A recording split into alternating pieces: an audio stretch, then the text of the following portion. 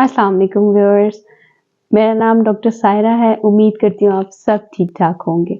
आज हम बात करेंगे जिस टॉपिक पे वो है बर्निंग फीट। इसको हॉट फीट कहते हैं, बर्निंग फीट सिंड्रोम भी कहते हैं। अब ये इसमें होता क्या है, लोग कंप्लेन करते हैं कि पाँव में जलन होती है, पाँव में जलन की कंप्लेन करते हैं और नाइट में ज़्यादा कंप्लेन करते हैं कि रात को जब हम सोते हैं तो हमारे पाँव जलते हैं। हम अपने बिस्तर में अपने पाँव नहीं रख सकते, अगर हम अपने ऊपर कंबल लेते हैं तो पाँव हमारे कंबल से बाहर होते हैं क्योंकि पाँव सारी रात जलन होती है पाँव में। अब वो जलन हमें दिन में क्यों नहीं होती, सिर्फ रात में क्यों महसूस होती है और इसकी क्या क्या कॉजेज हैं और फिर उन कॉजेज को का ट्रीटमेंट क्या है और फिर डाइटरी मॉडिफिकेशन क्या है। हमने डाइट में ऐसा क्या मैजिकल ऐड करना है जिसको यूज करके हम इन चीज़ों को इसको ख़त्म कर सकते हैं। चले आइए सबसे पहले हम बात करते हैं कि दिन में ऐसा क्यों नहीं होता। बर्निंग फीट तो दिन में भी होते हैं और रात में भी होते हैं, लेकिन दिन में सारा दिन हम बिजी होते हैं अपने कामों में तो हमें फील नहीं होता, लेकिन रात में जब हम सोते हैं तो हमारा पूरी कंसंट्रेशन हमारी बॉडी की तरफ होती है। उस वक्त हमें जितने भी बॉडी हैक्स होते हैं वो भी ज़्यादा फील होते हैं और अगर कोई हमारे साथ और कोई इश्यूज चल रहे हैं तो वो भी हमें फील होता है कि हाँ इस वक्त दर्द बढ़ गया है। इसी तरह बर्निंग फीट भी ऐसे ही है, रात को सोते हुए हमें बहुत ज़्यादा महसूस होता है कि पाँव में जलन हो रही है। अब आइए बात करते हैं इसकी क्या वजूहात हो सकती है। सबसे पहली वजूहात है न्यूरोपैथी। अब आप कहेंगे न्यूरोपैथी क्या होती है, मैं आपको समझाती हूँ कि न्यूरोपैथी जो नर्व से रिलेटेड है, वो नर्व्स जो हमारी कंडक्शन का काम कर रही हैं, हमारे मैसेजेस लेकर ब्रेन तक जा रही हैं, वो कमज़ोर हो जाती है। वो कैसे कमज़ोर हो जाती हैं कि उन नर्व्स को जो आर्टरीज ब्लड सप्लाई कर रही है वो नैरो हो जाती है। जब वो कम ब्लड सप्लाई करती है उन नर्व्स को, तो हमारी नर्व्स को कम ब्लड सप्लाई हुआ तो नर्व्स हमारी वीक हो गई।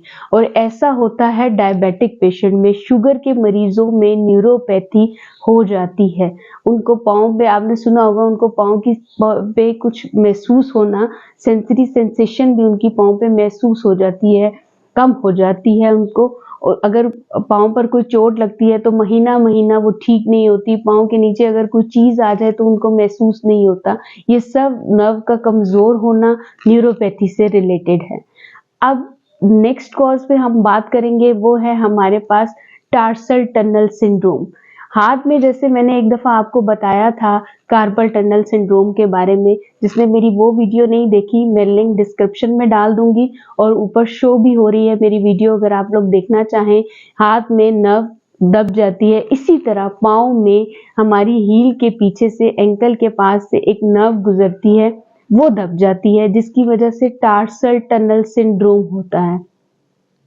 ये एक कॉज है बर्निंग फीट की। फिर हम तीसरी कॉज पर आ जाते हैं। तीसरी कॉज में हमारे पास विटामिन B6, B12 और फोलेट की जब डेफिशिएंसी होती है हमारी बॉडी में, तब भी हमें बर्निंग फीट होते हैं।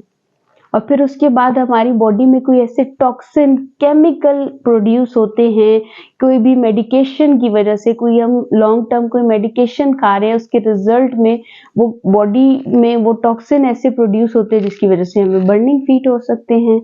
कोई एलर्जी है, स्किन एलर्जी है या कोई और एलर्जी है, उसकी वजह से भी बर्निंग फीट हो सकते हैं।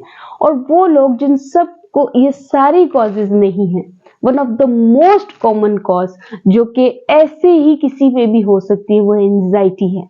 एंजाइटी की वजह से भी बर्निंग फीट होते हैं। ये आप सबको याद रहे कि जब एंजाइटी होगी तो भी बर्निंग फीट होगी। चलिए आइए अब हम इनके ट्रीटमेंट्स पे चलते हैं। अगर तो शुगर की वजह से न्यूरोपैथी है तो अपनी शुगर को कंट्रोल करें। जिन लोगों की शुगर कंट्रोल रहेगी उनको जो है ये बर्निंग फीट की सिचुएशन उनके साथ कम होती जाएगी। अब जितनी न्यूरोपैथी हो चुकी है, मैं ये नहीं कहूँगी कि वो आपकी रिवर्सेबल हो जाएगी, आप शुगर को कंट्रोल करेंगे आपकी न्यूरोपैथी ठीक हो जाएगी, ऐसा नहीं है। जितनी न्यूरोपैथी हो चुकी है वो हो गई, लेकिन उसको और वर्स्ट होने से हम बचा सकते हैं, उसको हम क्योर कर सकते हैं कि ये और ज़्यादा इसकी कंडीशन खराब ना हो जाए। ठीक है। उसके बाद अगर तो टार्सल टनल सिंड्रोम है तो उसमें हम, जैसे मैंने कार्पल टनल सिंड्रोम का मसाज बताया था, इसी तरह फुट मसाज होता है। टार्सल टनल सिंड्रोम के लिए उस नर्व को रिलीज किया जाता है। और अगर B6, B12 और फोलेट की डेफिशिएंसी है तो आपने सुना होगा लोग मेथिकोबॉल के इंजेक्शंस एंड टैबलेट्स यूज करते हैं, वो बहुत अच्छे होते हैं। अगर आप वो यूज करेंगे अपने डॉक्टर के मशवरे से तो आपको बहुत अच्छे रिजल्ट मिलेंगे, क्योंकि उसमें आपकी विटामिन B12 की जब डेफिशिएंसी पूरी होती है आपकी बॉडी में तो आपके नर्व्स जो है, वीक नर्व्स जो है वो स्ट्रॉन्ग होती हैं। जब वीक नर्व्स स्ट्रॉन्ग होती हैं तो बर्निंग फीट की सिचुएशन जो है वो क्योर हो जाती है। और उसके बाद हम बात करेंगे अगर कोई टॉपिकल एलर्जी है तो उसको भी हम ट्रीट कर सकते हैं।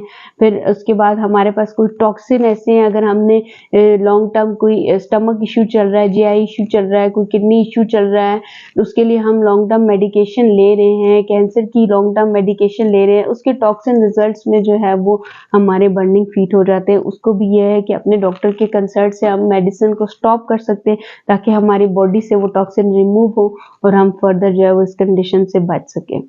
अब हमारे पास बात आ जाती है वो मैजिकल टिप की, जो हमने अपने डाइट में ऐड करना है, जिससे हम अपने विटामिन B6, B12 और फोलेट की डेफिशिएंसी को पूरा कर सकते हैं। क्योंकि जब ये डेफिशिएंसी पूरी होगी हमारे मसल स्ट्रांग होंगे, हमारी नर्व स्ट्रांग होंगी, तो हमें बर्निंग फीट की सिचुएशन को फेस नहीं करना पड़ेगा। वो हमारा मैजिकल टिप है चिया सीड्स। चिया सीड्स जो है वो आप अपने सैलेड के ऊपर स्प्रिंकल करके खा सकते हैं, उसको पानी में सोक करके रखें और सुबह में वो पानी आप पी सकते हैं निहार मुंह। मतलब बहुत सारे तरीके हैं चिया सीड्स को लेने के, और चिया सीड्स जो है वो हाईली उसमें विटामिन B6, B12 और फोलेट की अमाउंट है, जिसे आप यूज करके अपनी नर्व को स्ट्रॉन्ग कर सकते हैं। Thank you for watching. अगर आपको पसंद आए तो मेरे चैनल को लाइक एंड सब्सक्राइब ज़रूर करें। अपना बहुत ख्याल रखिएगा। मिलते हैं अगली बहुत सारी इंफॉर्मेटिव वीडियोस के साथ।